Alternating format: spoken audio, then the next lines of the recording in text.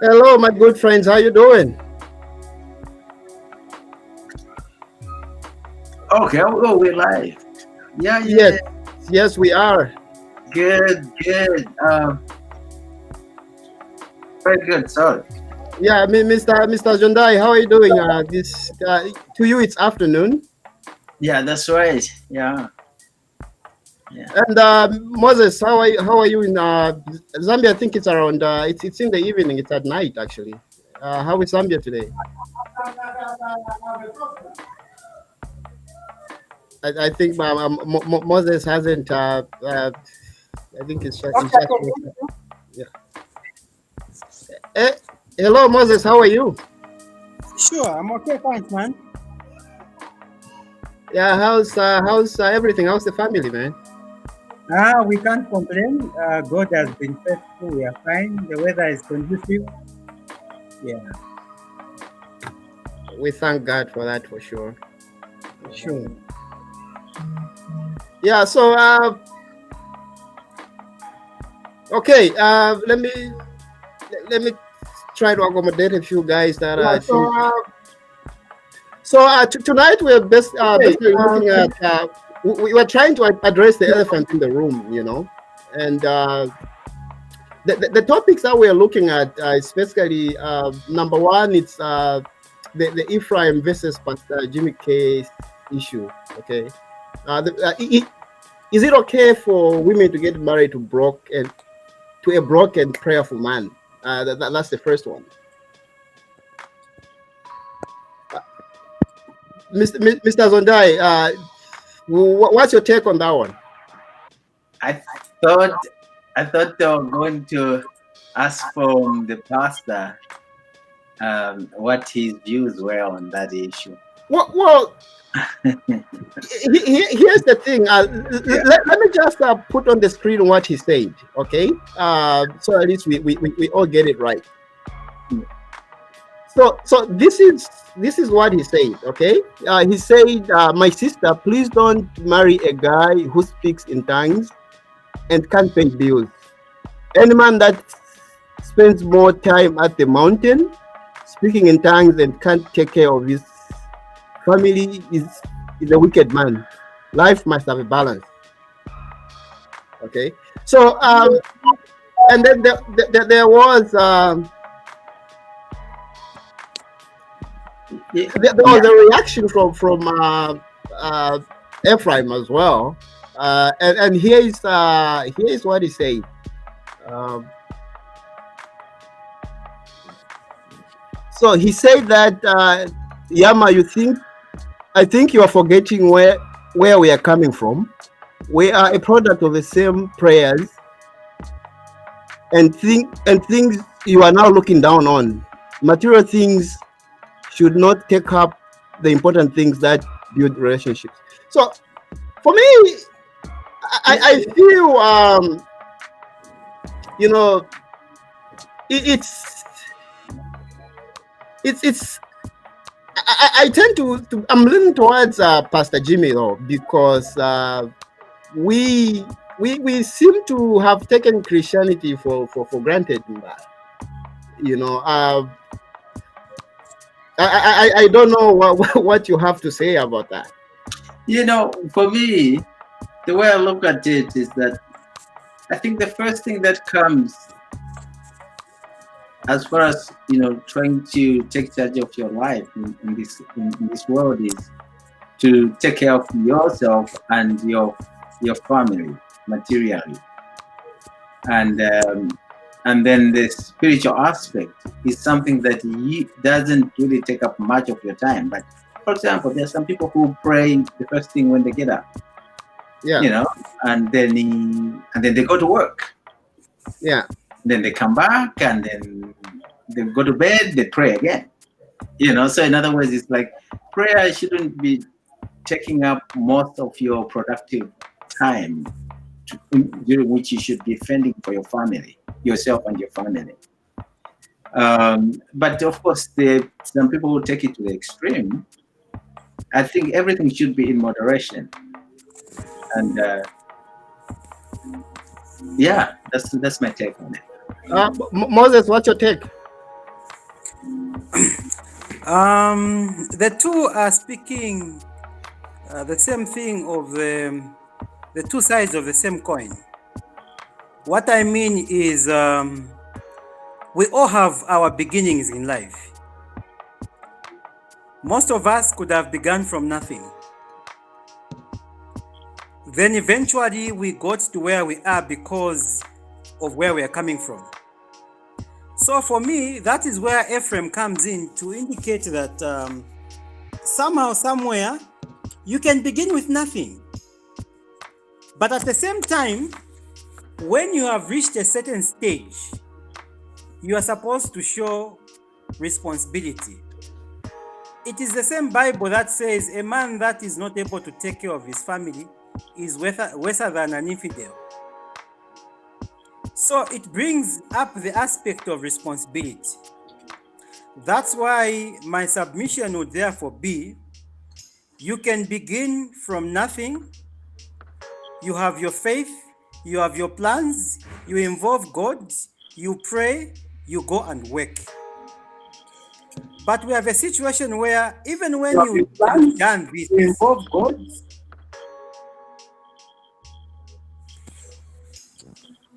Even when you have done that, there are some people that have failed to own up and become responsible to take care of their families.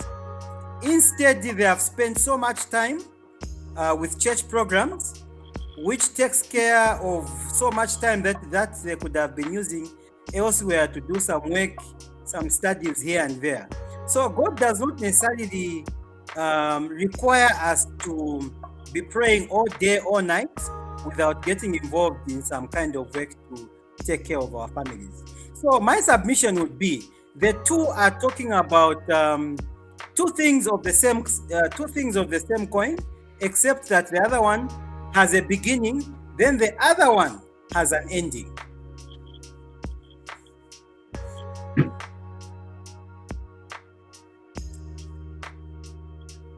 Great. Okay. It seems Perry is offline. Yeah. I don't know. Wister, what do you think?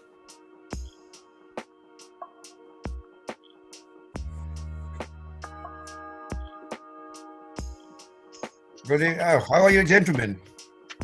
Very well. Very well. Yeah. Yeah, I was struggling a bit with the internet, so that's why I joined late, and unfortunately, the host has gone offline. Yeah. That confusion that took center stage between the two gentlemen, the pastor and our famous and the popular singer. Actually, the gentlemen were just speaking one word. Oh, yeah. I'm for the idea that a man should never attempt to get married if he's broke. Because it's out of marriage that we start up families. Because immediately you get that woman, you must start providing for her. So what are you going to feed her if you don't have anything? Let us not encourage laziness by making people who are not productive become comfortable. People need to work. We need to produce in order to feed our families. Or else we'll be complaining throughout that the political leaders are not doing fine, yet our contribution is nowhere to be seen. That's my take. Yeah. The other thing too is that religion is such a sensitive topic because it is all relative when it comes to interpret religion or understand religion. I agree with you absolutely. Let me just cut you short a bit. Sure, no problem. I'll give an example. Actually, some of our people, some of our friends, some of our relatives, some of the people that we know are actually very poor, not because they're not wise, not because they're not intelligent, but because religion has brainwashed them. Yes. I know of a man, I am from the SDA background. Yeah. And if you're not careful in the SDA church, on Saturday, from morning from sunrise up to sunset, you are expected to be at church.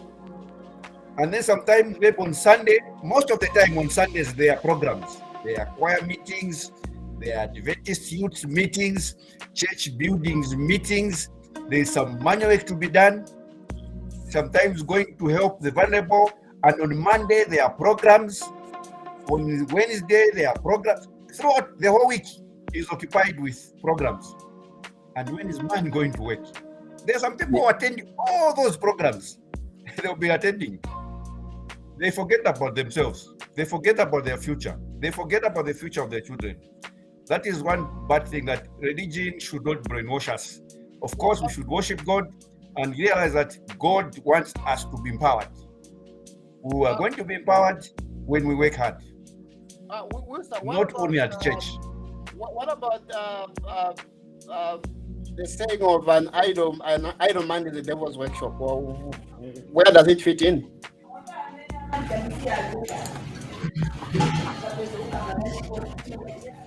That's for me? Yes. Where does it fit in? Oh. Perry, an idle mind reaps no results. And then they will be non-productive. They will have no earnings. And someone who has got no earnings, and when you grow up, you need social basic amenities provided, or you should have access to them. And when you don't have them, you end up depending on your friends, on your relatives, on others to provide for you. And that is a time now you start thinking that other people whom you expect to provide for you are not good, because you develop what is known as a begging syndrome. You become a beggar when you should have been productive. And most of the time, people who don't work hard, they think those that work hard and they should provide for them. Sometimes they even feel like they deserve to be assisted.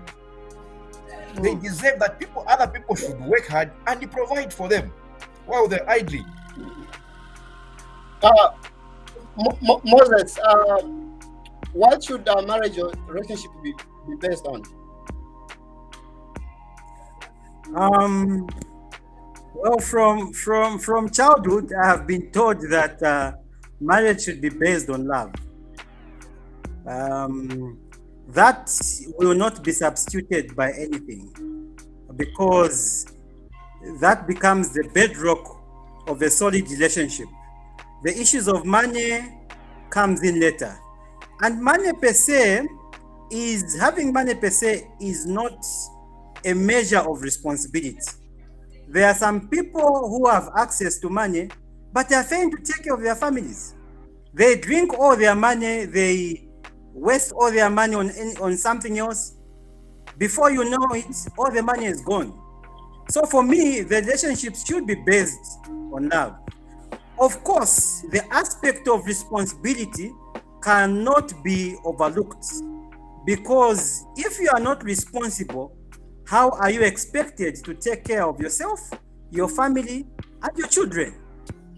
So this then brings in my other submission to say that religion sometimes, especially the prophetic movement, trying to provide instant solutions to the problems that many of us are going through. For example, I would say that we have prophets that are saying, we can give you miracle money. All you need to do is come on Sunday, we'll pray for your wallet, we'll pray for your phone. Your phone instantly will receive some messages of money being sent from wherever. I think that's the kind of message that we should not tolerate.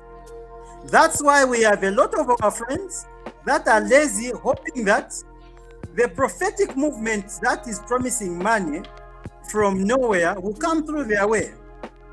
A situation that I found to be very funny one time when I was going through town, I found a poster that read, "Come for fellowship this Sunday. Your debt will be cancelled through prayer and fasting." And I said, what? How can that be possible? Because the Bible itself is saying you have to work. Faith without works is dead.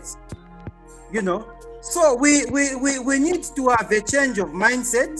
We need to have a rule that regulates the coming up of these churches, so that people are not deceived into believing that they can have their problems sorted out instantly without working for them. Well, Moses, you touched a very. Can I just add on to that? Yes, please go ahead, John. It's interesting that it's so interesting that this they call it prosperity gospel. I think nowadays these churches that are popping up around, and there's their leaders. There's a lot of prominent leaders who are preaching the prosperity gospel on the continent right now. Not even on the continent, even outside, like the UK and even in America. And the sad thing is that they strongly believe in that you can have your debt cancelled and money will miraculously appear in your bank account. But though, what surprises me is that they always talk about stealing from the Lord. They are telling you that they are going to cancel your debt, but they're saying that no, the church needs some money. And it's so interesting that why can't they use the same theory to bring money into the church without working and let the people keep their money? You see? Yeah.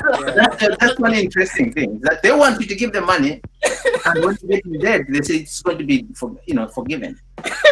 What you're saying, my brother. Yeah. Well, it's the same, like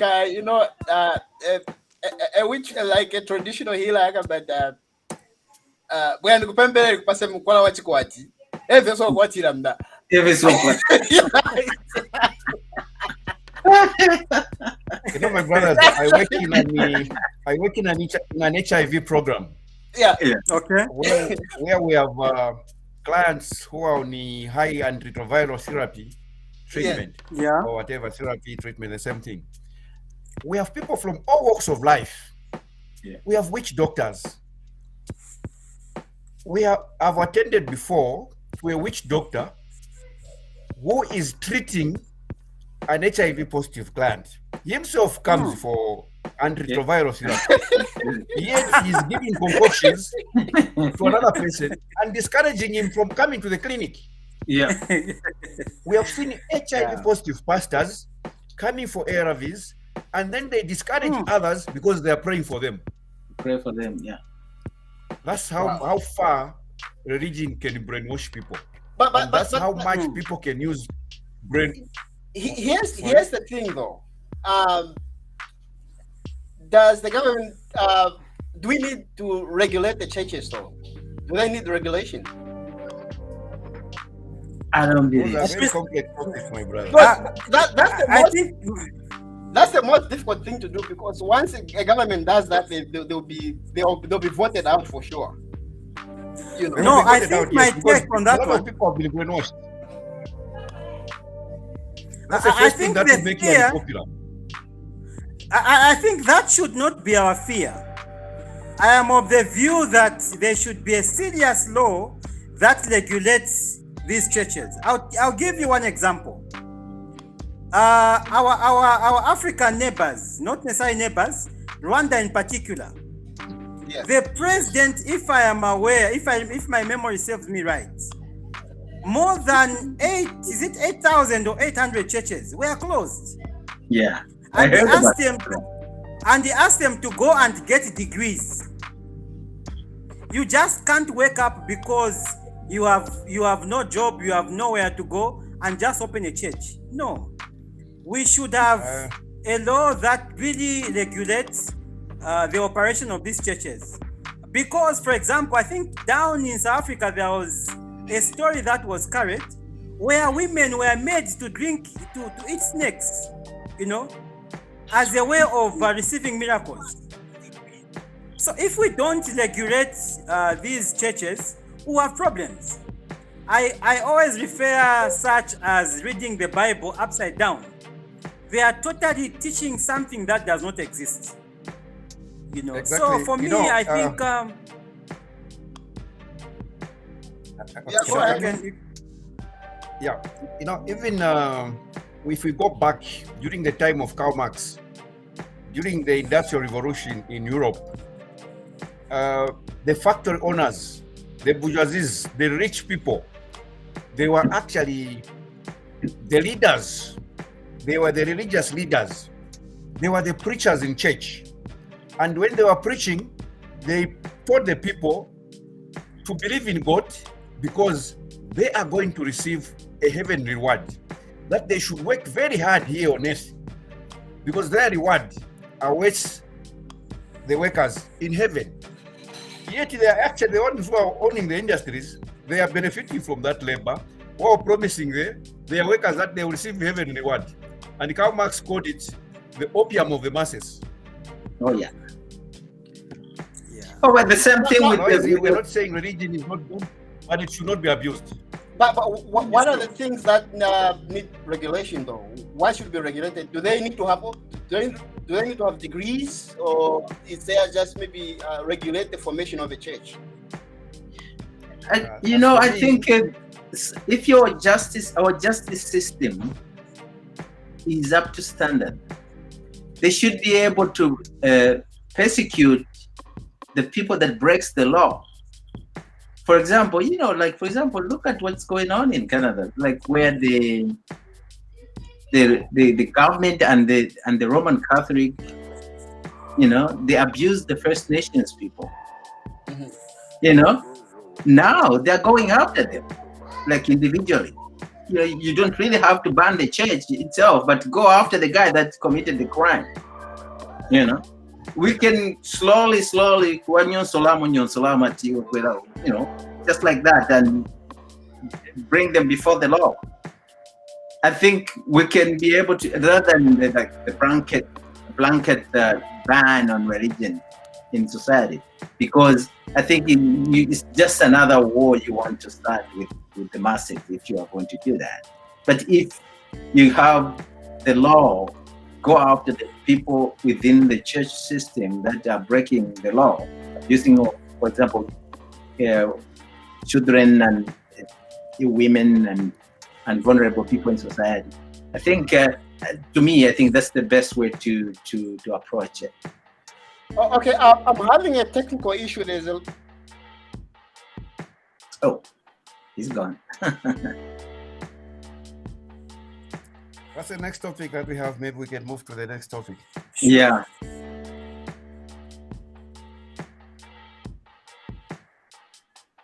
Oh, there you go. I thought this is yours, Wister. No, it wasn't. I know we talked about it, but we just had to leave it open to everyone. Okay.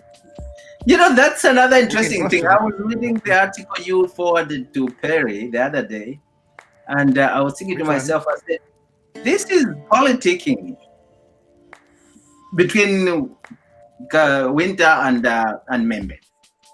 Because I think in politics, it's all about assassination too. Because if you can spit as much dirt on the other guy as possible, then that guy could be, depending on the people too. If they're buying into your story, then that guy could be destroyed, and then you move on. That's the angle from which I was taking this issue from. I don't know what everybody else is taking the issue from. For the sake of the viewers, the issue that the gentleman is talking about is these squabbles that has arisen between State Council Winter Kabimba against Socialist Party President Dr. Freddie Membe. State Council Kabimba has come out several times accusing the Socialist Party to be supported by lesbians, gay people, homosexuals, and the like. And this has been trending for some time. There have been a lot of argument going on between people in society. In Zambia, people have been talking about it. And there have been some responses that have been coming through the Socialist Party. We've seen even Freddie Membe himself trying to respond, but not directly responding to the way he's getting the attacks. And this is one case where even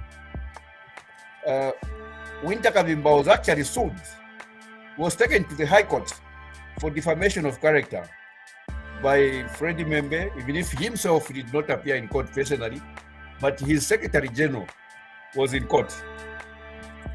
And then the court declared that there was no defamation. The sentiments that came from Winter Kabimba, the court said that they were fair. So for me, I leave it that I don't know the truth. So And when you I'll say go for they are the fair, judgment that was passed. what does that mean? Because if it was the truth, then shouldn't he be in prison now because it's against the Zambian law? Unfortunately, the way it was, unless someone reports him to the police, that's when he can be arrested. But in this case, Winter just talked about it, and that is information that came in public domain. And people cannot just institute an arrest before the case is reported to the police. But at some point, the Home Affairs Minister then, Stephen Kampyongo, he had said that there was institute investigations against Freddie Membe. But unfortunately, or fortunately, I don't know if those investigations were done, but the information that is in public domain, no arrest was made. But there's a ruling by the High Court. But what Winter Kabimba said, there's no defamatory in that, defamation, because the sentiments were fair. So for me, I'll go for what the judgment said, especially that Winter Kabimba, Freddie Membe, did not appeal because they had a chance to appeal. Let me just tell you a story regarding that. But it's an experience that I've had in Canada, right? It was when I some good maybe 7 years ago. Yeah, round about there. I used to work for Farmboy Mr. Tendai. It's like the production manager, right? Yeah. So I was looking for accounting jobs. They said, no, you don't have Canadian experience, and I was unable to find one, right? So I said, you know what? I gotta find something at least, So I would go to work, and then this guy, he would come, and then he looks at me and says, "Hey, sexy beast," And I thought the guy was, just joking, and says, "Oh, he called me a sexy beast," and and I said, "Oh, fine." So he would bring me, chocolate. He would bring me just small, like. And I thought, one day he just comes to me and says, "Perry, why don't you leave your wife and I'll leave my boyfriend, and the two of us will get married." Oh my God.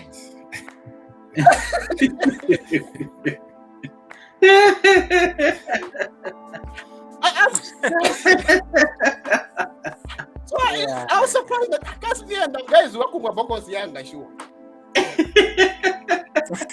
So you had you thought you were a chick magnet. iPhone. How is the law on that one in Canada?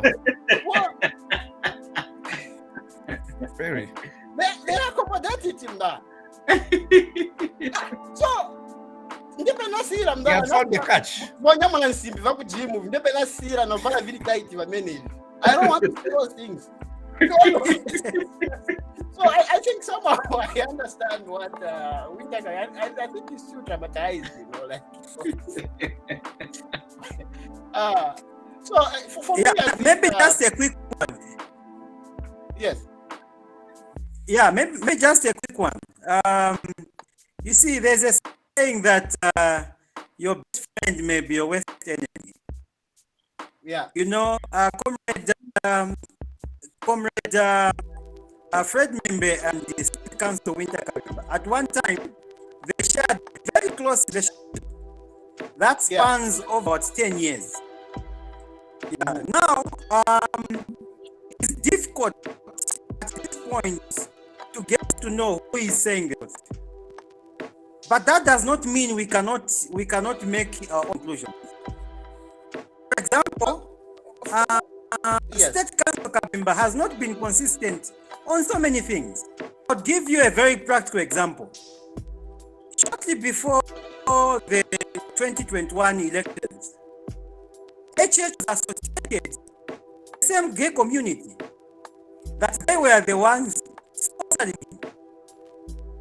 And when they form government, then they legalize gayism. So sometimes in Zambia, there's a tendency not to talk about issues, but to rather talk about tissues, things that really may not weigh in politically. So for me, it could be the same thing that Winterka is trying to bring on the table.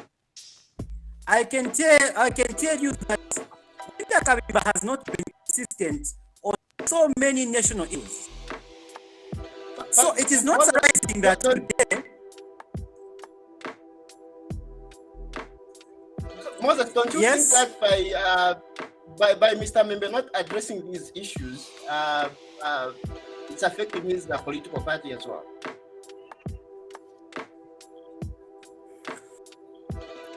Perry, for me, it's like our brother has gone offline. Like the way he has put it, Fred Membe and Winter Kabimba, these were very close friends. And close friends get to know a lot. They get to know a lot of things about each other, intricate things, secrets are shared. So when such issues start coming out from former best friends, close friends, as spectators were left with no option but to speculate, to believe or not to believe. Especially that the president of the Socialist Party, Fred Membe, if you observed before the elections last year in 2021, before August, I think we saw the wife attempting to stand on a UPND ticket. She had filed in nominations to stand on UPND in the same election where the husband is standing on a different political party as a presidential candidate. So, those things, what is that it gives us an impression that even his marriage is on rocks. And when someone brings in gayism issues, I mean, imaginations now go very high. People add 1 + 1. You get it wrong, you get it right. That's what we're also looking at. What is the marriage based Maybe on? there's too much democracy in Membe's house. Maybe there's too much democracy in Membe's house. Especially the Socialist Party, the Socialists, they're saying that people have got the right to their own sexual orientation. So you can call it democracy, it can be socialism, I don't know. Is it part of their manifesto? That is the thing that they are grappling with at the moment. Okay. The thing is that they're being funded by the Socialist Party, but they are refusing. They are not saying that is in their manifesto. They actually saying no. Maybe just a quick one. Mm-hmm. I think what we need to accept, what we may need to accept is the times that we are in, or the stage at which we are. It will be difficult not to embrace gayism. Saying this does not mean I support gayism. No, I don't. Not a single dot do I support gayism. But when you look at the world stage, the human rights groups are busy pushing for gay rights. Mm-hmm. The question is, what should we do when these things come? So basically, I think from our own circles, our own corners, we need to teach our children that we don't believe in such. Even when we have a time when we are going to have rights of the gays being respected, that does not mean that we are supposed to throw them away. Saying this does not mean I support gayism. No, I don't. But you know, the sad thing in Zambia, it is an offense. Exactly. It is an offense in Zambia, but like you have put it, An offense is when there's an obligation of the law, and laws can be changed. I'm not advocating that the laws should be changed, but I believe we have different sexual orientations. I also have that belief. But again, I don't want to go against the law. What do you mean by that, different sexual orientation? That's a topic for another day. No. You have to. I didn't understand. There are actually some men who are naturally attracted to their fellow men. There are actually women who are sexually attracted to fellow women. That's the way they were born. That's the way they are.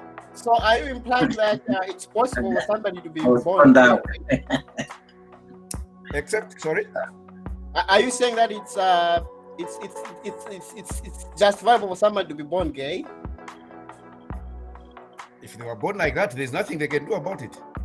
Well, that's what I'm asking. Are you saying that? I'm answering the way you have put the question. Yeah. If it is true, because we hear about it, what we're talking about is actually hearsay. Yeah. We have not experienced it. Some people, they do it because it's a richer person who is offering the money for economic purposes. Yeah. They pretend to have been born like that. So that the actual truth we don't know. The third thing though is that it's wrong for the West to impose this kind of behavior on us. So that if you want our help, the only thing we can do is that you have to accept our lifestyle,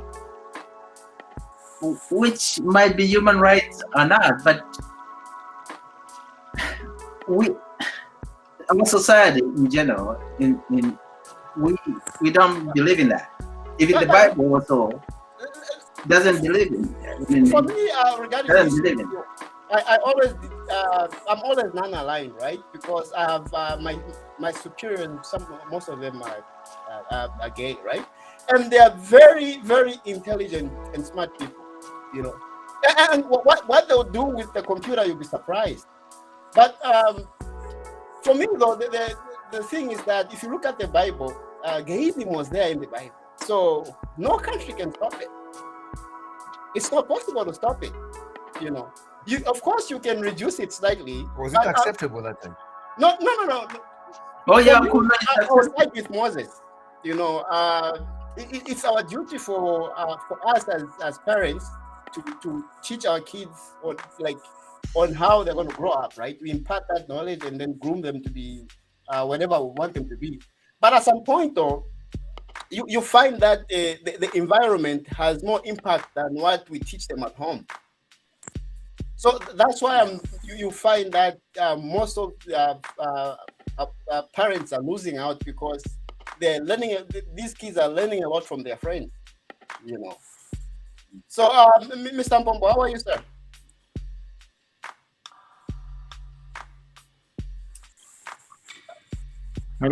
Hello. Good evening. How are you? Good evening. I greet everyone on the panel.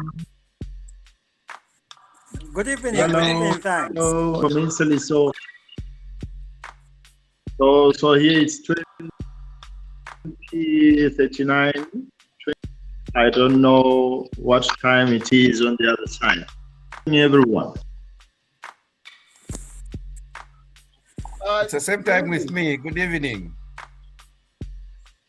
So, Mr. Pombo, we are looking at the first issue was the Ephraim versus Pastor Jimmy K's issue. I can maybe I can add a slide and then show you what the argument was. One moment, let me just pull it up.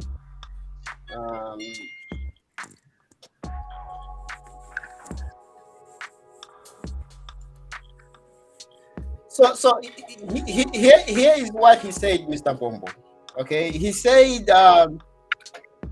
my sister, please don't marry a guy who speaks in tongues and can't pay bills.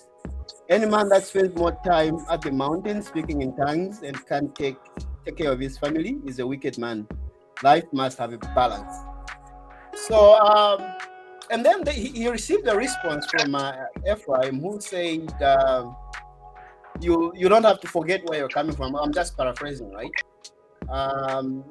We need prayer. Now, my question is,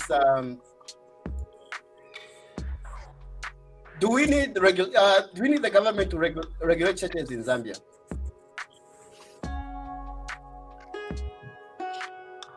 I think there is need. There is need. Actually, many has happened. Quite a lot has happened in Zambia. I had an opportunity to go back home for a holiday, so I experienced with myself. I saw what is happening in the buses. TK from Capital to Lusaka. Those areas from Kawe to Lusaka, from Kawe to Kapili to Ndola, they have become as many of young people, especially men. And the thing they have turned a noble mission, which is to preach. It's a noble mission. I'm sad to say that the business, and it's sad. It's very sad. There is no control, and you don't know who is who. And unfortunately, they are using a sort of psychology to force the people to understand that you are not supposed to say you are poor. Actually, the philosophy behind these young men is that the poverty is a demon, it's evil. So whoever finds in poverty, then it means that you are. And most people in buses and on some of these platforms, they are very ashamed to say that probably they are. And so you see a noble message like gospel preaching turning into mere business. That is very sad. Unfortunately, there is no control. Okay, so we'll move on to the next topic, which is let me just try to put it on the screen.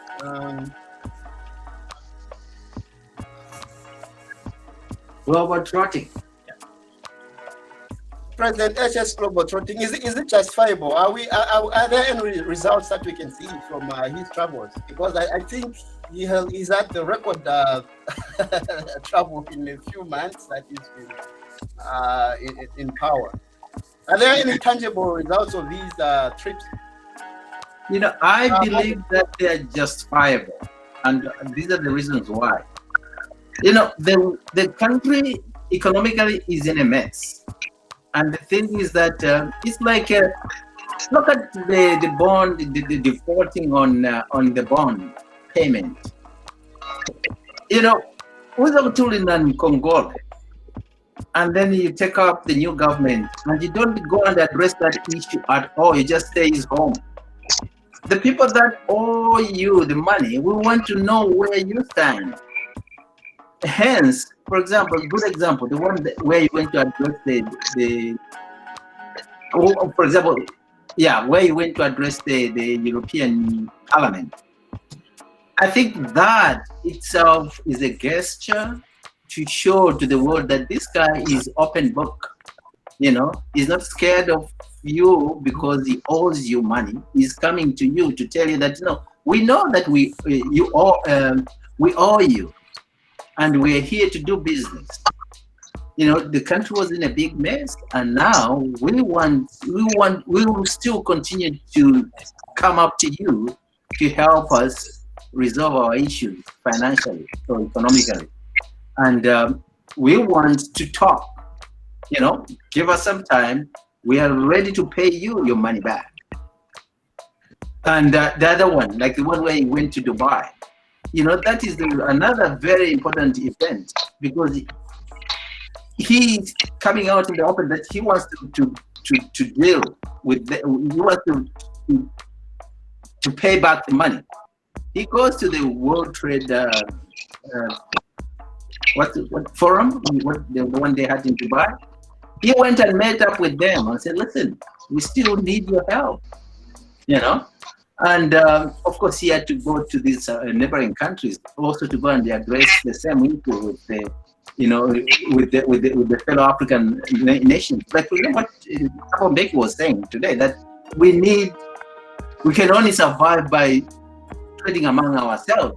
I think that was when he visited the neighboring countries. I think that was what he was trying to hit on, that we want to trade among ourselves. I don't see any of the trips, because I've been following the news religiously, because I watch while I work. I don't see any of the trips, even the one in Mozambique, because a stable Africa is good for business, and he had to address that issue. He went to South Africa again. He went to talk with people. For example, he was talking about mining a lot when he went to South Africa, and he even spent more days than necessary, according to some critics, to try and entice or to try and encourage more investors to come and invest in our mining sector. I think to me, Moses, pick it up. I think for me, the issue is the necessity. The question is it necessary for the president to undertake this trip? There are certain trips that he can delegate to the vice president, to the foreign affairs minister, and to any of his other ministers. So for me, yes, traveling is necessary, but the president should only travel to places or meetings that weigh in on his office so much. Some should just take a phone call. Some meetings will just take a phone call. Some meetings you can attend them online. You don't necessarily have to travel. I'll give you an example. The recent one in Europe. Yes, the president needed to travel. But talk about the one in Eswatini. Talk about the one in South Africa. He could have easily delegated. So it is not a must the president has to attend all the meetings. No, that's why he has got other line ministers. That's why he has got foreign affairs ministers. So for me, besides, traveling is very hectic. And I feel for our president. There are certain issues that may not necessarily require him to travel. All you need to do is pick up your phone, call your other president, your presidential counterpart. Talk about business. Talk about this and that. You don't necessarily have to travel. The one recently in Kenya, for me, I think it's too much on the president for him to be taking all these trips. I'm aware that he's less than 1 year in office and he would want to be everywhere. But yes, except that it's too much for the president to be making all these trips. What I'm saying is, if he cannot delegate, then he has no trust in his ministers. If you cannot delegate some of your ministers to attend certain meetings, then you have no trust in your ministers. And you are just human. You cannot attend every meeting. You will just break down. And by the way, certain meetings will just require you to pick a phone, you discuss, things are done. You don't necessarily need to travel. What we should bear in mind is, number one, when the president travels, the expense is huge. When a minister travels, the expense is bearable. When a phone call is made, the expense is much more user-friendly. So we should look at all these all these angles. And at the same time, not all these travelings will yield in the short term. Some of them may not even end up being realized because They are long-term in nature.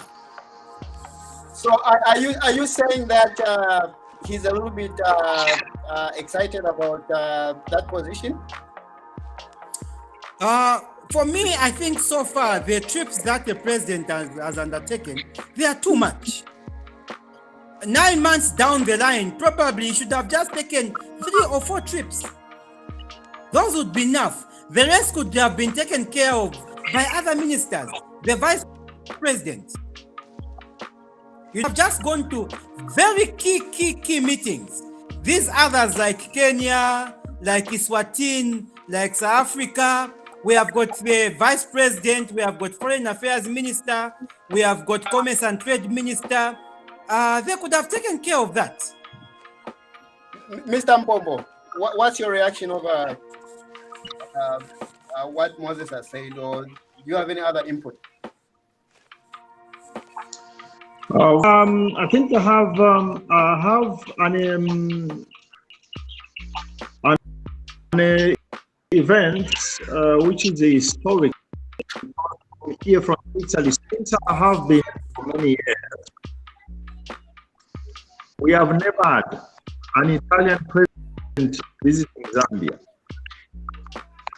Next week, for the first time, the Italian president is going to visit, and the president is going to speak to the parliament. Can you hear me?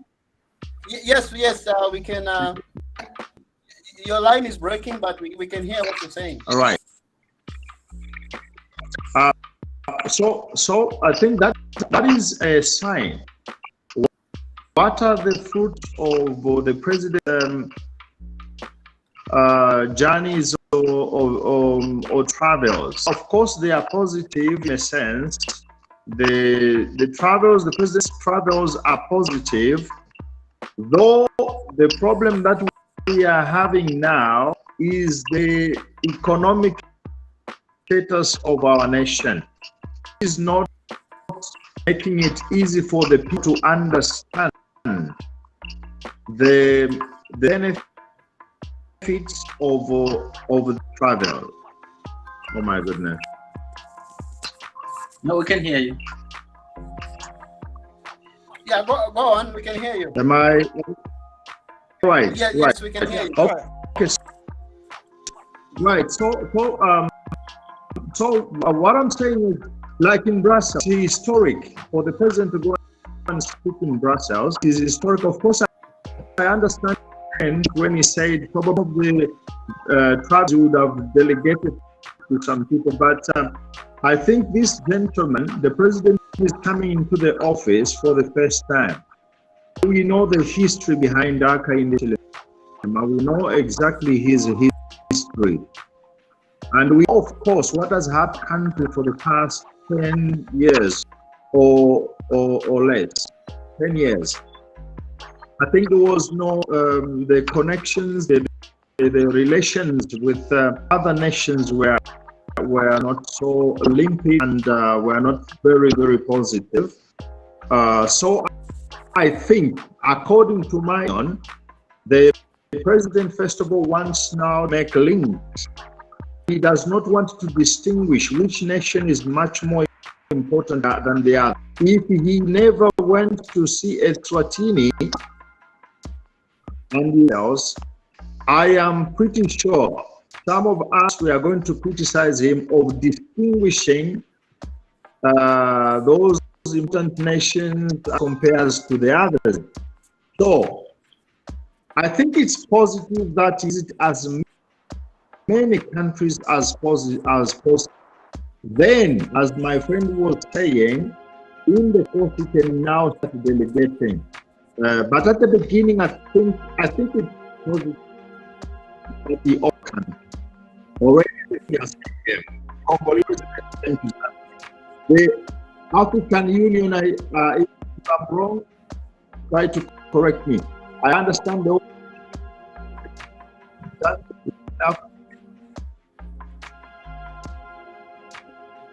there will be a meeting that they are going to host. All these are new things that happen. He is opening our nation, though of course in a very critical situation where the economy is heavily biting the ordinary. Thank you. Oh, thank you very much, Mr. Mpombo. Wilster, what's your reaction to all this?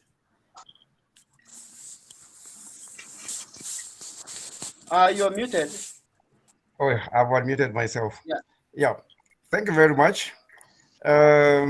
It's very important that the president travels as much as his strength allows. I like it. Moses put it through that actually these travels that the president is undertaking, they are very, very stressful. They are hectic. Look at the time that he traveled to Brussels, where he addressed the European Union Parliament. He arrived that night. Immediately he arrived, he started business. Within a short time, without resting, he again flew to Kigali. Anthony, the presidential aide spokesperson, he actually said it was very hectic for the president. The president is not enjoying these travels at all. But here is a man that has decided to sacrifice his comfort for the economic recovery of this nation. Mr. Mpombo here has just told us that actually this information is even in public domain, that from the travels that the president has made, we are now, in next week or so, the president of Italy is coming to visit Zambia. The president is making a very strong background. He's laying a very strong background that even if it comes to delegation, I know that the president is not traveling all the time. The ministers are also traveling. I'll give an example. A few days ago, the Minister of Health was in the US, and the one who was acting was the Minister of Defense. So the president is not taking all the trips. Some of the trips he's delegating. Some of them he's actually going himself. Just 3 days ago, the nation was informed that the Czech Republic, from the meeting that the president had in the Brussels, they got so attracted because the president is unlocking our country for more investments to come in the country. At the moment, we are complaining that we have a shortage of drugs, but from the president is traveling, the people from the Czech Republic, they are coming to Zambia to come and set up drugs manufacturing companies. That is very beneficial to the nation. Jobs are going to be created. We are going to have better access to medications for our people. Those are just a few of the benefits that we are getting from the presidential trips. You know, just his travels. No, sorry to cut you short, but for me though, I tend to lean more on Moses' side, you know. I think one of the most important things a leader should have, or attributes a leader should have, is the ability to manage resources. Right? I wish you'd allow me to exhaust what I want to say, like Moses did. Oh, yeah, okay, please pick it up. Go ahead. Yes. You know, you can look at, we're talking about 9 months or so from the time the new dawn came in power and took over the administration. From the president is talking, the relationship that the president is creating between our neighboring countries, the background that is laying for us, the travels that he has made outside Africa, the benefits are already being seen. Look at the levels of inflation. In 3 years, within a very short period of time, we're talking about 6 months into the UPND budget, we have already hit inflation to a single digit. Just today, the dollar was selling at less than 17 kwacha. Yet the PF left it at 22 kwacha. And you know, if you look at the people that are complaining, the biggest voices that are complaining against the presidential trips, they are actually people who created the problems that the president is trying to sort out. He is solving the problems that they created, yet they are the loudest to complain. But sometimes they also tie themselves. Just today, the PF held a press conference and said the president should travel to China. So sometimes, because also the economy, the hardships are hitting them very hard. So now they're proposing that the president should go to China so that he can go and sort out the. They know that they should not have overborrowed. So they have realized now that the money is not trickling into their pockets the way it was happening when they were in office. Now they are telling us that the president should travel to China. There's some people that are complaining that the president is over traveling. You know, there's too much noise. I can give you a few examples. From the benefits that are coming, I talked about inflation hitting at a single digit, and then our kwacha gaining value.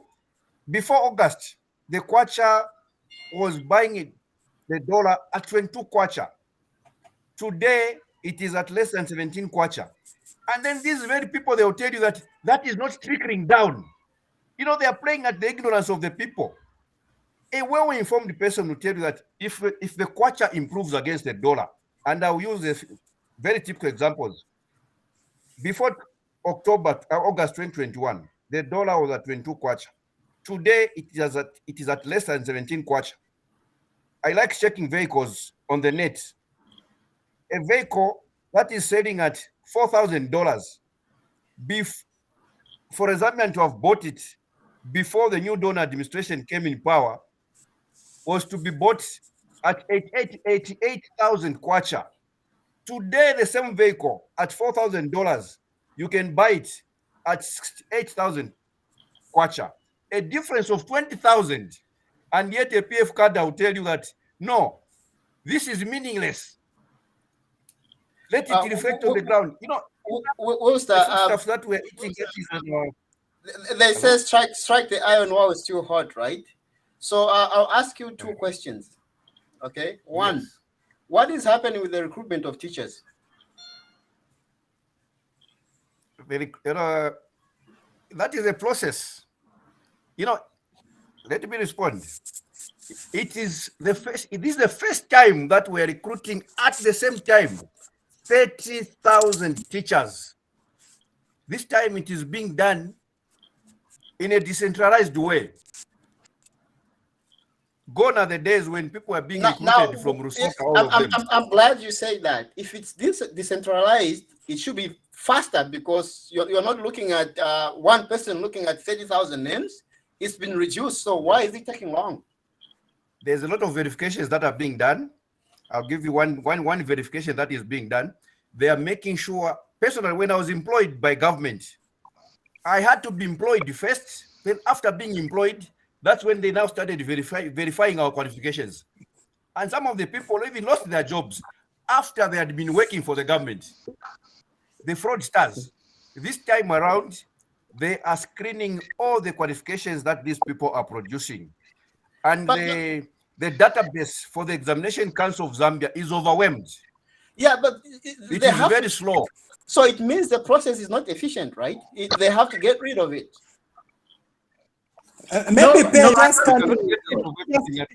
Moses, pick it up. Let me just chip in a bit.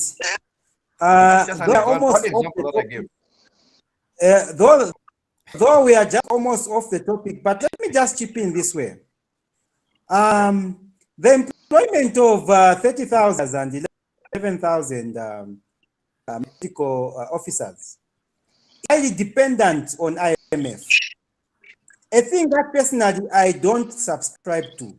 You should not borrow in order to consume. You should borrow in order to invest into production. The delay has been because IMF has not given the money, the 1.4. I agree. I disagree with you, my brother. I disagree with you. No, I agree with you. I think if you follow me properly, if I recall, we had ministerial statements indicating that the teacher should have been employed somewhere in April, May. But we are in June has gone. We are now in July. Then the names should put somewhere back in why the document is very few I'm aware is happening, but that's just an excuse. We want the new Dawn I'll administration. respond to that. Give me time to respond to that. We want our brothers and sisters yet to be employed. But for me, I think it will be done at the expense of borrowing from IMF. We are being dragged back to where they were borrowing for even taking friends and the like. So we want a new system allows injection of capital into production. Then we can have employment. So I think my submission is we are highly dependent on FF for the management of the teachers and the officers, which shouldn't have been placed. At no time did any government official of the New Dawn administration say that the employment of teachers and health workers is dependent on IMF. There has been no such a statement from anywhere from within government. Wilster, it's plain to see. It's plain to see because they've been procrastinating. That is speculation. We're not just going to speculation and conclude that that's the reason. No, it's I'm plain. telling you, The funds are not there. we're imagining things. No, it's that's the truth. You know, But the government No, all no, over no, the no, world, no. they are never swift when it comes to these things. They take time. Let me tell you one thing. Yeah. The president has been very consistent that we are not going to borrow for expenditure. And he has not lost track on that one. That is speculation anyway. And the other one, I'm very close to people who are actually personally involved in the recruitment. I'm a health worker myself. I worked in the Ministry of Health for more than 8 years. I have friends who are actually involved in the recruitment that I'm able to talk to almost on a daily basis. The recruitment process is still ongoing.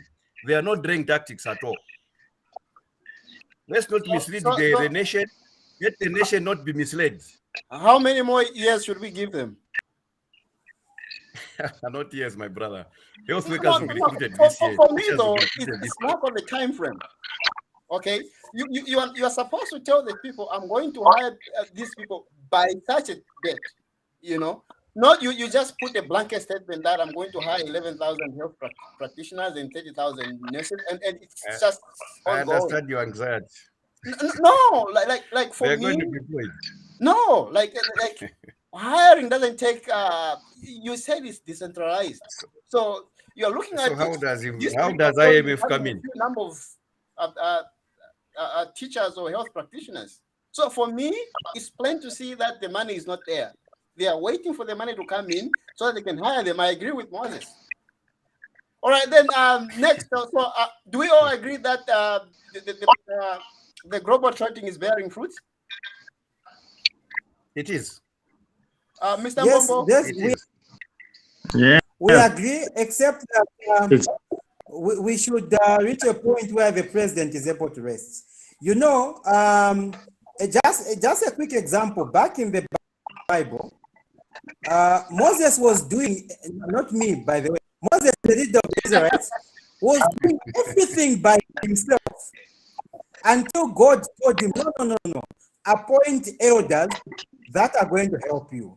So the president has got a line of ministers that certain things he has to delegate.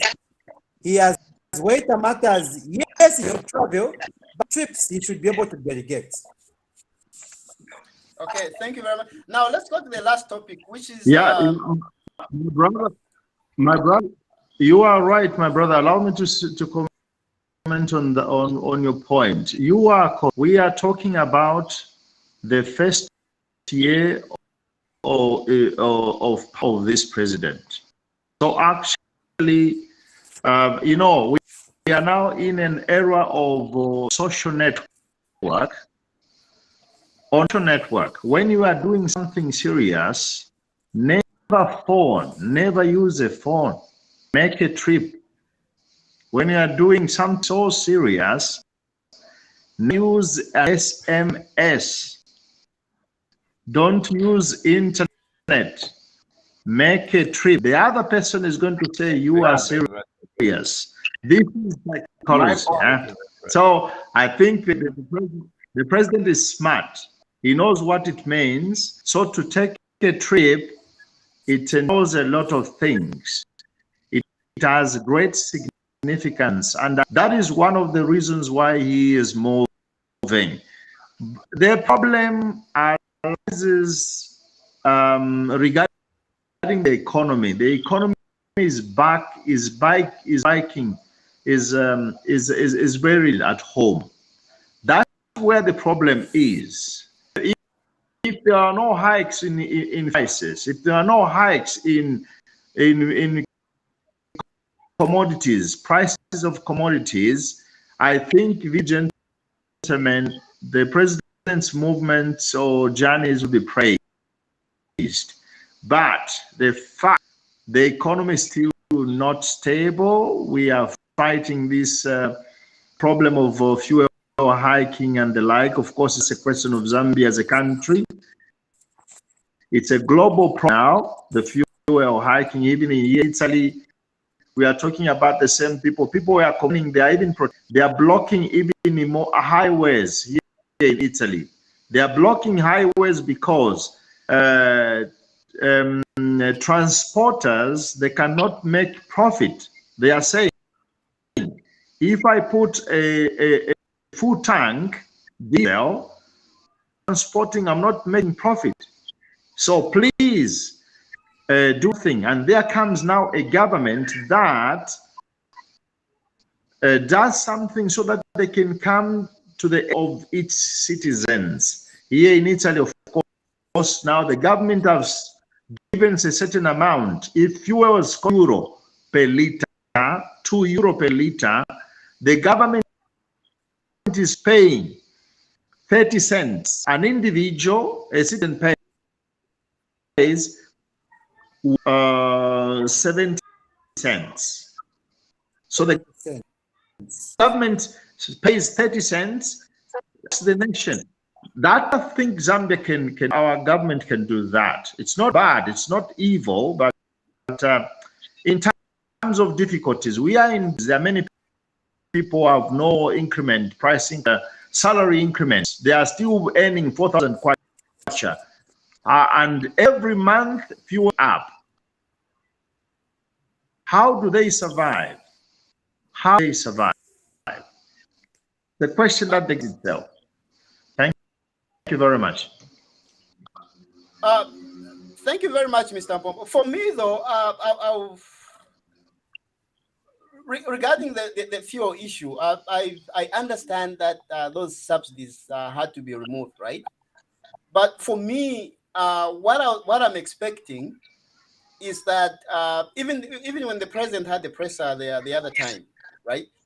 I wanted him to address the issue of the living conditions of the people.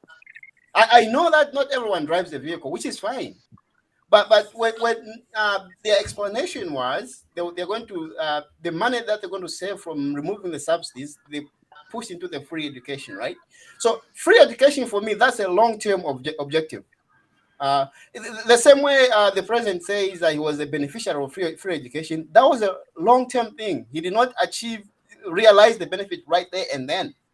So what I want is, okay, you promised the people that one, you're going to reduce the bag of meal. Okay, everyone wants to eat. Address it right now. He was supposed to address that yesterday, but people need to eat. But instead of that, once you address people that need to eat, people will be happy. They don't even care about the fuel. So for me, the most important aspect is having those two commodities reduced. So, like, my disappointment has been him, the promise that he said he was going to sell the presidential jet, because I believe that the most important thing as a leader is the prudent use of resources. So Why is he letting that jet sit in there when he said he was going to sell it? He's not doing that. Two, Perry, he doesn't address the issue Perry, of. before you go to the jet, I want to say something on the issue of fuel. Yes, go ahead, please. Yes. The new Dawn administration inherited this government from the Patriotic Front. Last year, 2021, the fuel prices on the global market, they had already started skyrocketing. They were already fluctuating, going up. And then what the Patriotic Front did, some of it, they were getting it on credit. They would request some certain percentages to be on credit. And every time there was need to increase the fuel price in Zambia, they requested that they borrow. I mean, they on a certain percentage, it is borrowed fuel. And the debt continued accumulating until after the new Dawn came in. And then the new Dawn said, we are not going to allow this debt to continue accumulating. We have to dismantle it. So the problem that the new Dawn administration right now is facing is to dismantle not only the other debts that we have as a nation, but including the fuel debt that we have. So the nation is procuring fuel at a very high price, which they have not fixed themselves. I'm happy that I'm speaking to people from all over the world right now who are even confessing right now that this is happening almost everywhere in the world, not only in Zambia. But then Zambia is facing a second problem of repaying the debt that has accumulated. So there are two problems that we're facing here. So if anything, if it was not this new government that is running at the moment, the fuel prices would have even been much, much higher than the way they are right now. What the new Dawn is doing is, let's pay off the debts so that in the long run, in the long term, we can start developing as a nation. If we are going to insist that let's enjoy now, I'm telling you the truth, then our children will never enjoy. They're not even going to work anywhere. There will be total chaos in this country. We have to sort out problems now. You don't postpone problems. That is what the new Dawn administration is doing. Wilson, I've put a screen share of what Harikala was saying. Are you able to see it? Maybe just enlarge it a bit. I think I've just read it out for me. Yeah, so fuel prices go up.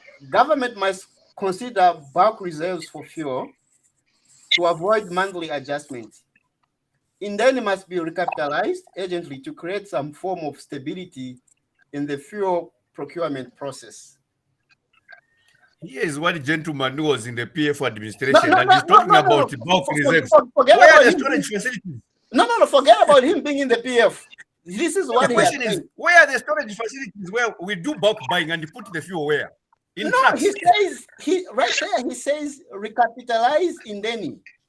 That's what he's saying. Forget about him being in PF. That's what he's saying. Isn't there sense in what he's saying? There's no sense because he was in government and they never did that. There wasn't that administration problem. is going Well, to the do time he things was in government, the time he was in government, we didn't have this fuel problem. How do you recapitalize in Deni when you have got no money? We're talking about debt right now. There's no money. We are looking at recapitalizing in Deni when there are not drugs in hospitals. We are looking at solutions right now. Maybe just a quick one. Maybe just let me chip in a quick one. Yes, Moses. Firstly, the problem that I have is the monthly adjustments of fuel. That is problem number one. It's not good for business. Problem number two, the removal of subsidy on fuel. You know, the fuel problem is global. All of us accept. Yes. But you see, as a caring government, you need to cushion because fuel is a catalyst to the economy. It is the basis why things are now going up. Why? Because the subsidy that was on fuel has been removed and the cost has been passed on to the consumers. So the benefit is not being felt. Why? Because the subsidies have been removed. Now, a clear example I've just been given in Italy. Because the cost is going up, government had to come in a way to cushion. That is our cry. The problem is global. You go to Zimbabwe, it's worse. You go to Rwanda, it's worse. But Kagame said, no. I will not let my people suffer when we can subsidize. The question is, where is government going to get the money from? Money is there in the country. I am of the view that Zambia can be developed by Zambians. The government has given tax concession on the mines, where much of the money should have come from. The government needs to increase the tax base. So money there is in Zambia. It's just here and there taking care of the loopholes. The biggest beneficiary in mines. Zambians have for a long time not benefited much from the mines. Why? All the money externalized. When copper is being sold, the money does not come back in the country. What comes in is basically the operational needs, enough just to take care of the operations of the mines. So, as government, we can come up with a law that ensures that how much copper that has been sold out, all the money should come back. Let it hit the Zambian banks, the dollar will come down, there will be money, things will come down, then thereafter they can take it elsewhere. So the issue of subsidies is something that government should strongly consider on fuel. Because when fuel goes up, everything else will go up. Today, how can cooking oil 5 liters be costing more than 260 kwacha? You and I probably may afford, but think of other people in the villages. Think of people who are not working. We were promised. I am looking forward for a fulfillment that fertilizer will be costing about 50 kwacha. But at the rate things are going, that is far-fetched. So my submission is, we need government to bring back subsidies on production lines. Mark my words, production lines. Diesel is key component to the economy. There should be subsidy on diesel. Fertilizer is key component to agriculture. There should be subsidy on fertilizer. And any other line of production, then we'll be making progress as a country. Mr. Mpombo, pick it I up. agree Please. with you, my brother, when you say that the mines surely should be taxed. I totally agree with you. Let's Let me give just time to agree with Mr. the Mpombo gentleman. and then you pick it up, Worcester. Okay. Yes, Mr. thank you Mpombo. very much. Thank you very much. Yeah. Thank you very much. Gentlemen, I think what we have to also consider is what this government said. When the president entering into power said, our coffers are empty, what he meant was, whatever we have in the country, we have to think of the civil servants, paying police, parliamentary, even the members of parliaments, and much more. Of course, we cannot say that maybe Zambia doesn't have any coin. It have, but the debts that has been accumulated, the debt is unsustainable. unsustainable, defaulted. We don't have to forget about this. We have defaulted, and money is still in the Eurobond. We are still have to pay. Chinese, we are supposed to. So I think it's difficult for anyone, even the PF, they find it very difficult to solve this harsh, coming from the debts. It's quite good. And so I think it's a question of priorities. What are our priorities? What is priority for the nation? Of course, to solve the question of our debt. That's what I've noticed myself. The first thing our president has put, this government, the UPND government has put online, is to stabilize the burden of the so much debt by the past government. We don't have to forget about that. Some of our friends also from the PF, they are going to say, well, you are now in about what has happened in the past. No, we can never, and it is wrong to forget, because we are in this situation because Zambia is going to change, even because of what is happening today, the investment of today, the future of our children, the future of our youth in tomorrow. So, to solve the question of the debts, that's the first thing. Second, education is vital.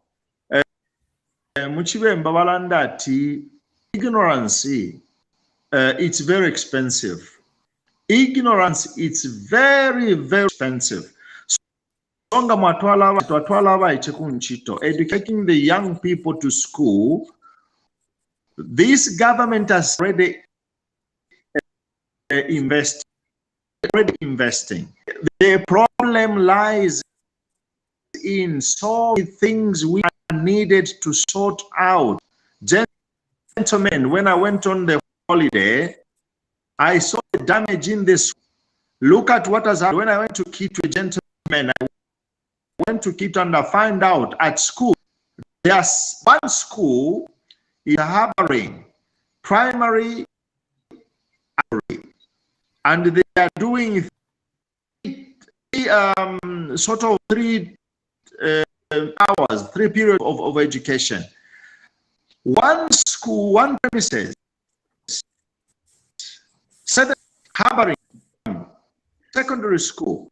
And do you understand the expenditure for that school, which seems small one, but there are many need to be paid. And this damage it's everywhere. This damage has been, Malera was a secondary school, primary, secondary school at the same time. Primary, secondary school at the same time. The problem is everywhere. To the confusion in the school, council, to come to the private sector, to come to business. They are not going to even to talk the mines because it's a total disaster. The mines are, my father was a miner in Kitwe, was a miner.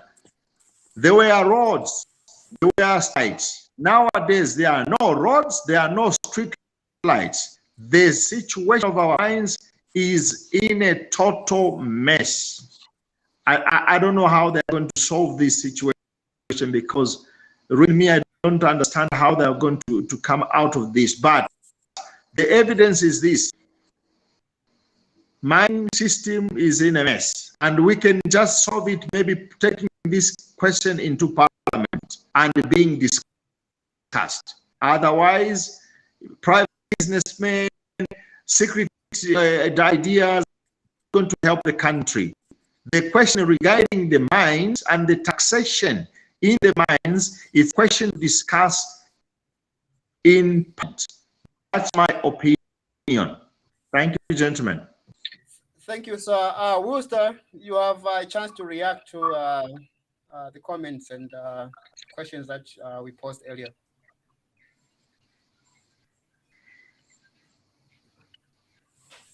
Wooster, are you there?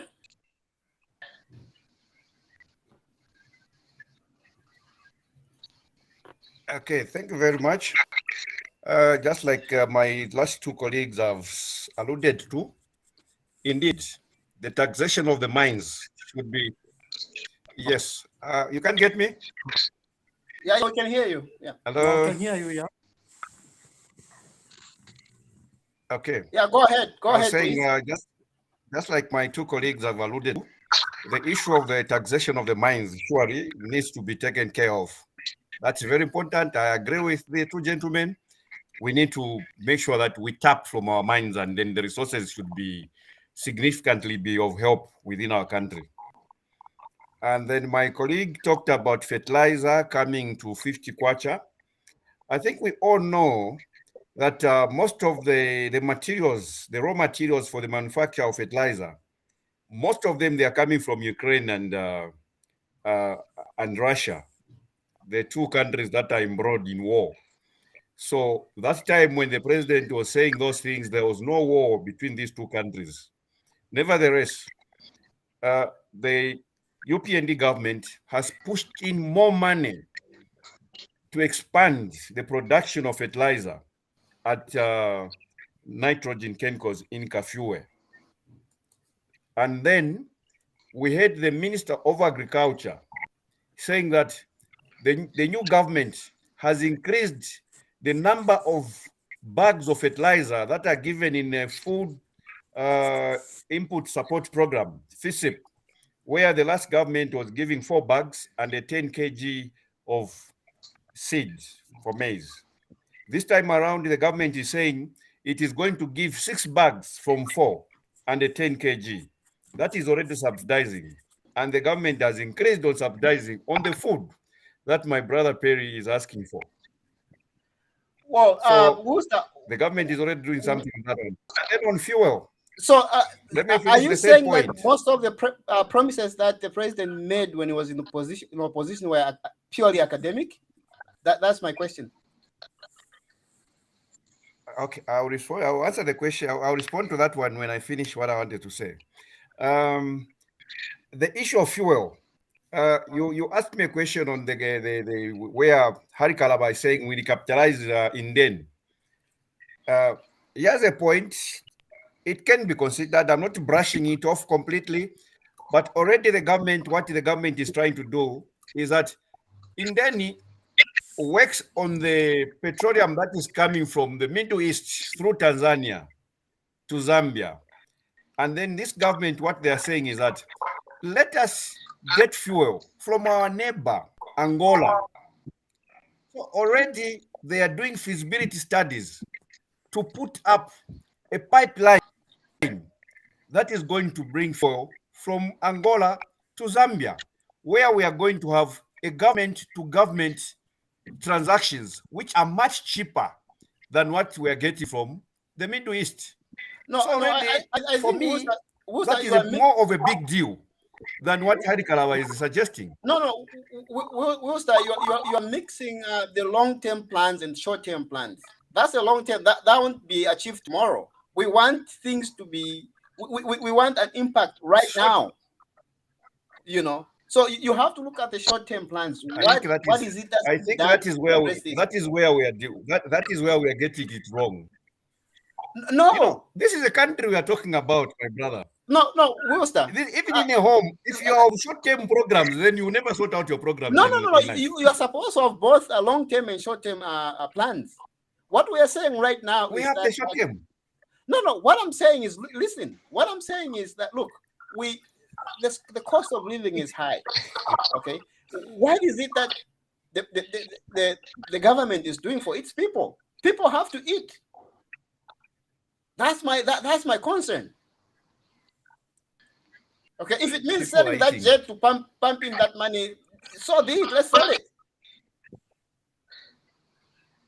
You know, that's a good suggestion. No. The thing is, he promised us that. And he hasn't come back to. I don't blame him on the fuel. Okay, I know fuel is high. I used to like it's even Canada. I It's hope the very people in high. the media can ask the president that question.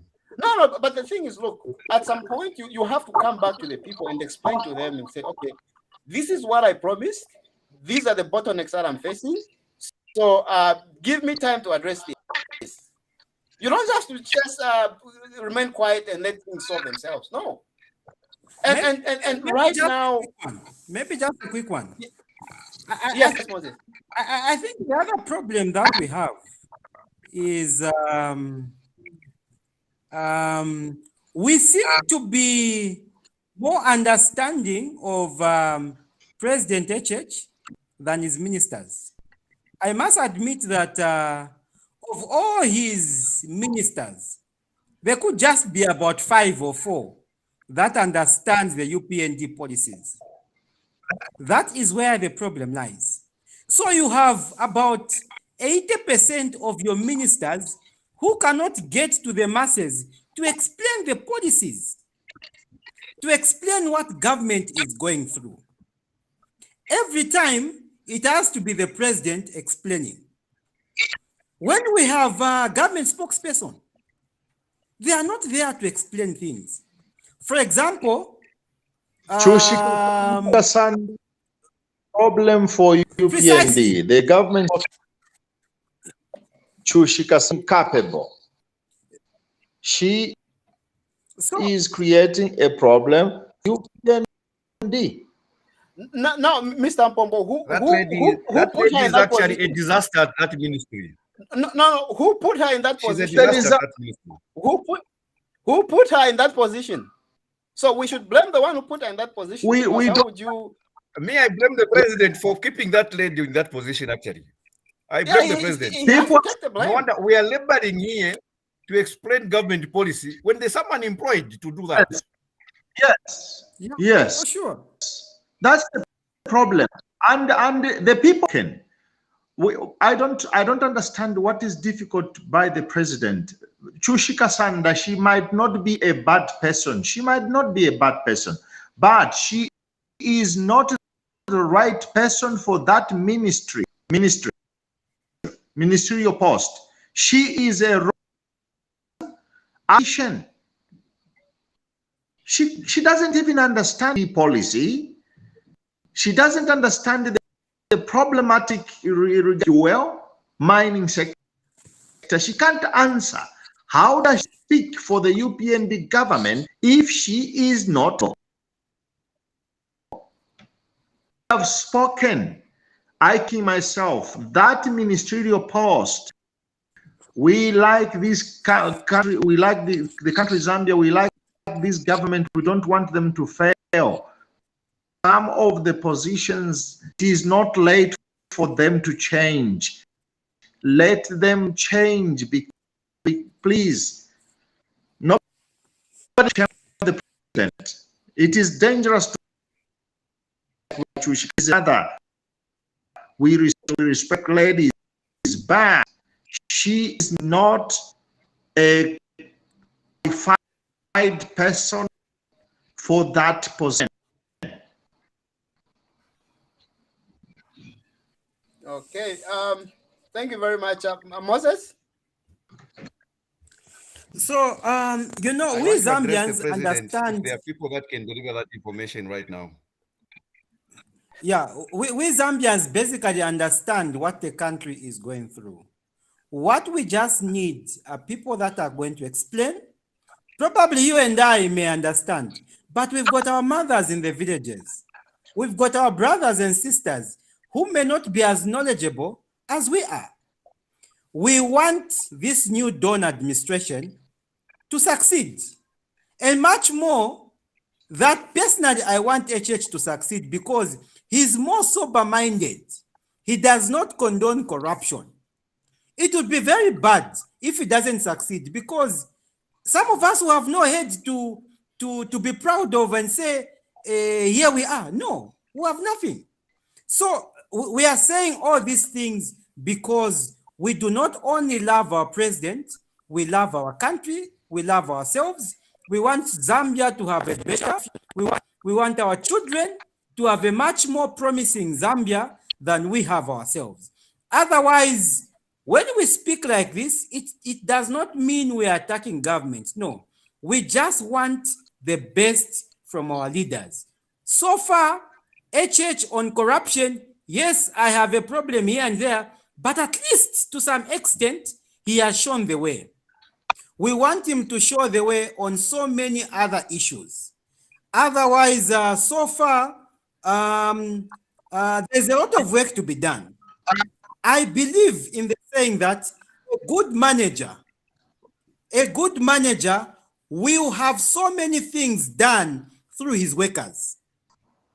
HH will not be everywhere to do everything. No, he has to have a very good team, a team he can trust on, people who know what they are doing, people who understand the policies of government, people who understand the moving times, to explain, to convince the people, this is what we've done, this is where we are going, and this is what we are trying to achieve. Thank you very much. Yeah, thank you very much. Well, Actually, I totally agree with you, gentlemen. You know, when the president, in his inaugural speech, he said, we have come in, we are raising the bar. We are raising the bar in all the sectors of our country.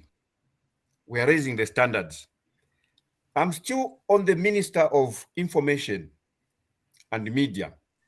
This is a ministry that was once held by the fluent, good speaker, Given Lubinda.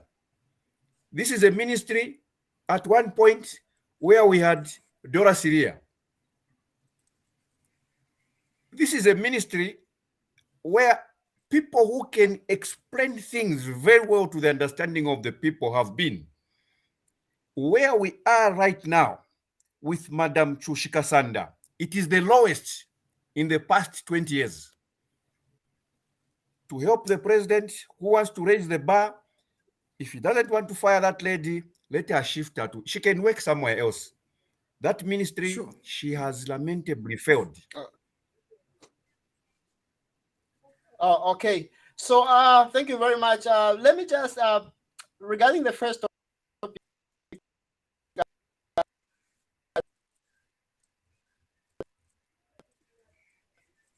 put a few call it. Let me see if I can go there. Okay, so the is I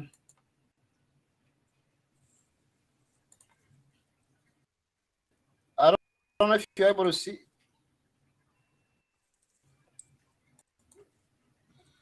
Thing is, are you able to?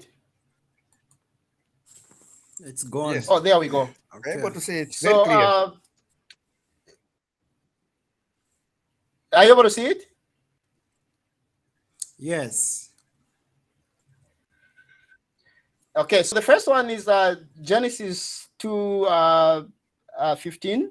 The Lord took the man and put him in the Garden of Eden to work it and take care of it.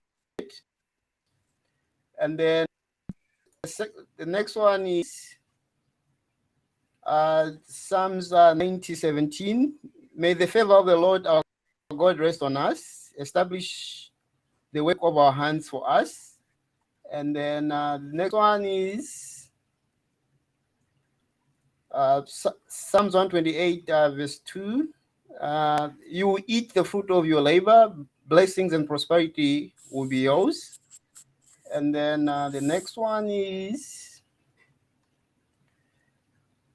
Proverbs 14, verse 23.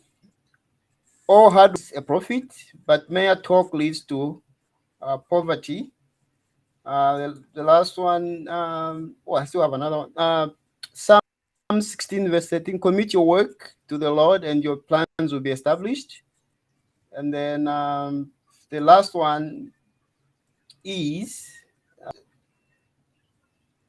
two are better than one because they have a good return for their labor. So that's, for me, I support Pastor Jimmy, I think we all need to work. I think that's where I stand, and we all need to support each other. That's basically what I would stand for. So, in closing, Moses, what are you gonna say? Any last words? For everyone, what we must realize at every point is the aspect of responsibility. We need to be responsible enough to take care of our own lives, to take care of our country, so that posterity may look at us favorably. For those that are in government, entrusted to lead us to the promised land, we can assure them we will not sleep until the work is done. If they get off the road, we will be the first ones to speak against it, because we know what is good for this country. When we speak like this, it does not mean we don't like them. It means we actually love them and we want them to deliver. Thank you so much. Thank you very much. Wooster? Yeah, Perry, this night's discussion was very good for me. I think for me, this was, I feel, in my opinion, this is much better than the others that we've had. I'm sure that I'm happy that you are assembling a very good team with very brilliant ideas, people that have got passion and love for their country, people that call a spade, people that speak their mind. I know I identify myself mostly to be of the UPND. But of course, what is wrong for me, it is wrong. I don't pretend. If the PF, they're saying this is wrong and I think it is wrong, I will speak with them and say this is wrong because this is my country. Yes, the president has said that he is open to criticism, which is very good. And this is what we are doing. We are voiced out. The ministers have to work. They have to explain government policy. They have to explain what government is doing. That is the only way that the people are going to be kept quiet and allow government to work. Otherwise, I look forward to another discussion. All Moses, right. you should be joining us all the time. Sure, I will make it a habit. Please. Well, Yeah. what I can just say is that for a political party, you need to have it, for lack of a better term, I'll call it a two-way approach. This is where you do things for the party and you do things for the economy. Those should run concurrently. You know what I mean? So, for example, like the free education, that's a party thing. It's not an economy. It's more for the party. But the problem is that for you to see the results, it takes 12 years. So my view is that UPND, should look at short-term plans that people are going to see that, okay, this government is working. What is it that they're doing for the people? So that's why I really wanted them to look at the cost of the bag of mealie meal and cooking oil and all that. And then right there, and then people will say, oh, these guys have us in mind, And PF tried to do this towards the end of last year when they brought in the debt swap. That was a party thing. It wasn't for the economy. It was bad for the economy, but it was. They tried to use that to keep the party in power, But and that's what UPND should do as well. Like look at certain things that's gonna build your popularity as a party, and then look at things that is gonna build the economy. You cannot. These two things, they have to be done at the same time. So that's just how I feel, So for me, I think I'll forgive the president on the fuel. And I slightly forgive him on the fertilizer, but I won't forgive him on the bag of mealie meal, and I won't forgive him on the bag on cooking oil, because people have to eat now. People wanted to eat yesterday. That's just what I feel. And that's how you mitigate against the rising cost of fuel. So as I said, I think I agree with what Kalava said, because that makes sense. You know, you this monthly thing of adjusting costs, and then and sometimes what my frustration is that I've seen the cost of fuel going up here in Canada, right? And then HH reduces the cost of fuel, and then after a few weeks, and then after a month, then increase it. So what's the point of you reducing it to increase it? You know, so for me, I think they can even look at hedging. They can hedge the foreign exchange, put a factor in it, you know, and then so at least the price can be stable. But if you're not hedging, you just say, okay, this is what it is, and then you have features as well. You can, you know, buy for a long time, you know. Because the thing is, it's affecting the market. It's the price of commodities, and business to make money. You know, so if you're not making money as a business, then you gotta close the door and look for something else. Go find a job. So that's not my frustration. My frustration is that I have to eat, and the government is not doing anything about it. Well, but in Zambia, once you have cooking oil and a bag of meal, that's it. You are set. So the government has to look into that. So yeah, for now, I think it's have a good night, and let's chat for a few minutes in the background, you guys, and then we'll call it a night. We'll start closing it up, please. Not much, but anyway, those issues you are raising, government is already looking at them. I talked about the recapitalization. I mean, the pumping of more money into Kafue nitrogen chemicals to bring down the price of fertilizer, which will in turn bring down the cost of maize and mini meal in turn. And then the pipeline that they are trying to come up with from Tanzania, I mean, Angola into Zambia. Unfortunately, we have me are more into long-term plans because the benefits are massive, and that's what the new government is doing. Yeah, how narrow is the pipeline, my brother? Have a good night. Let's close it up, and then we'll discuss it. Thank you so much. Pleasant evening. Oh.